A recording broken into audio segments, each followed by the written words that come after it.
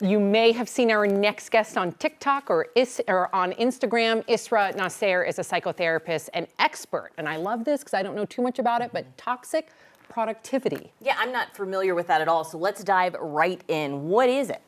Yeah, toxic productivity is this obsessive framework that we have around achievements and outcomes and trying to do things, just relentlessly doing them at the expense of our emotional, relational, and physical wellness. So, we disregard our wellness and we just want to do things as a way to feel better about ourselves. So what would be the difference between toxic productivity, which we don't want, and a healthy productivity? Toxic productivity and healthy productivity differ on a couple of reasons. One is the intention behind it. In toxic productivity, we're doing things because we think we should or because other people are doing them, so we're comparing ourselves. In healthy productivity, it's value aligned. It's with the things that we want at our pace, not the timeline that everyone's telling you to be on. And also, healthy productivity has space for rest.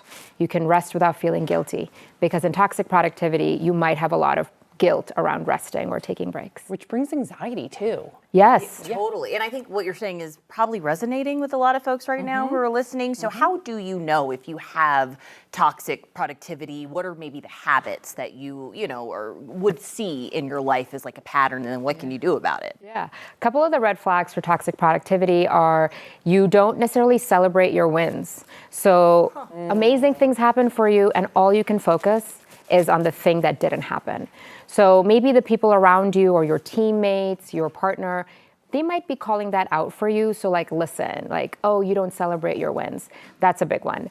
Another one is feeling really run down and irritated.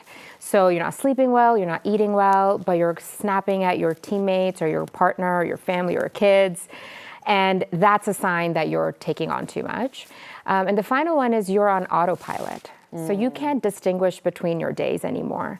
Everything seems the same because you're just waking up and doing the thing, disconnected, disassociated, and then just doom scrolling at night and then going to sleep. I feel like so many people can relate to this, myself as well. We have less than a minute.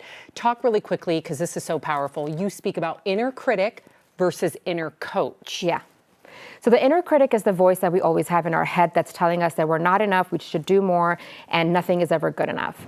So the inner coach is essentially the voice you cultivate, thinking about what you would say to a young child if they were in your position to encourage them. I like that. Or what you would have wanted to be said to you when you were younger. So really looking at that inner child piece and being compassionate towards yourself.